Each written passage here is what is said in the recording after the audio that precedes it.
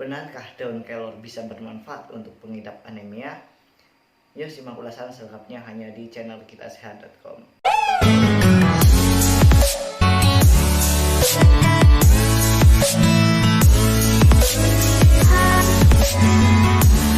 Halo masyarakat sehat, jumpa lagi dengan saya di channel kitasehat.com. Oke, sesuai dengan topik kali ini pada judul, kita akan membahas mengenai apakah daun kelor ini bermanfaat bagi pengidap anemia. Ini dia ulasan selengkapnya. Daun kelor itu juga sering digunakan untuk mengatasi anemia. Hal ini karena apa gitu? Karena berkat tingkat zat gizi yang tinggi yang bermanfaat untuk pengidap anemia yang ada dalam kandungan daun kelor tersebut. Nah, daun kelor bisa membantu tubuh menyerap lebih banyak zat besi. Itulah yang membedakan dari suplemen zat besi yang lainnya. Nah, terlebih daun kelor ini mengandung zat besi yang lebih banyak dibandingkan dengan sayuran-sayuran lainnya. Nah, daun kelor atau yang disebut dengan nama ilmiahnya adalah Moringa oleifera sudah lama dikenal sebagai bahan pengobatan tradisional. Nah, daun kelor ini memberikan banyak manfaat bagi kesehatan. Tanaman ini berasal dari India Utara dan bisa bertumbuh di tempat tropis dan subtropis termasuk di Indonesia. Nah, tanaman kelor ini banyak dibudidayakan di wilayah Jawa Tengah, di wilayah Jawa Barat, di wilayah Nusa Tenggara Timur, dan di wilayah Sulawesi.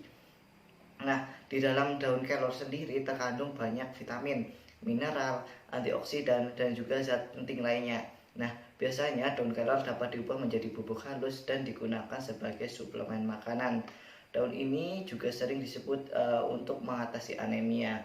Namun, sebenarnya masih banyak nutrisi lain dan manfaat lain dari daun kelor ini sendiri. Anemia biasanya disebabkan karena adanya kekurangan zat besi pada dalam tubuh. Nah, untungnya zat besi dalam daun kelor itu baik untuk atasi anemia.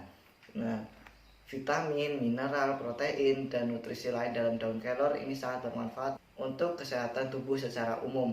Misalnya, tinggi kadar potasium dan niazimisine pada kelor bisa membantu menurunkan tekanan darah. Niazimisine adalah senyawa gula yang ditemukan dalam makanan tertentu. Nah, selain itu, daun kelor ini memiliki tingkat zat besi yang tinggi yang bermanfaat untuk pengidap anemia.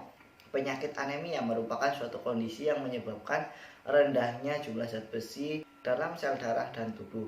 Nah, tubuh membutuhkan zat besi untuk membuat hemoglobin, protein dalam sel darah merah yang membantu membawa oksigen dari paru-paru ke seluruh bagian tubuh.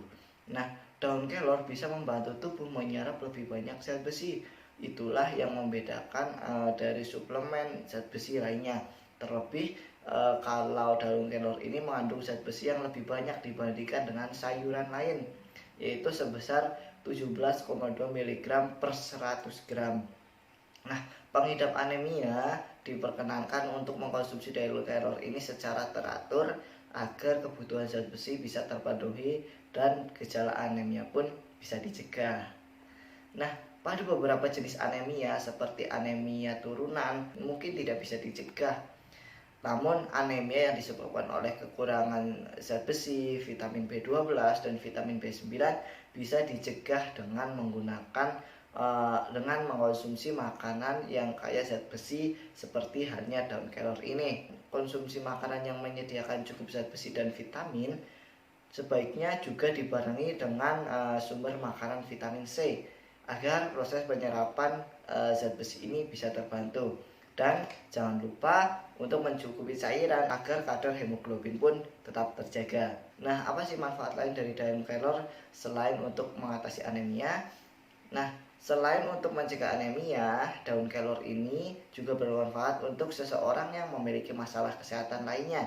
Di antaranya yaitu mengelola dan mencegah diabetes. Nah, daun kelor bisa dimanfaatkan untuk mengontrol kadar gula darah yang dapat mencegah dan mengobati diabetes. Daun kelor mengandung tinggi protein juga bisa mengurangi kemungkinan diabetes.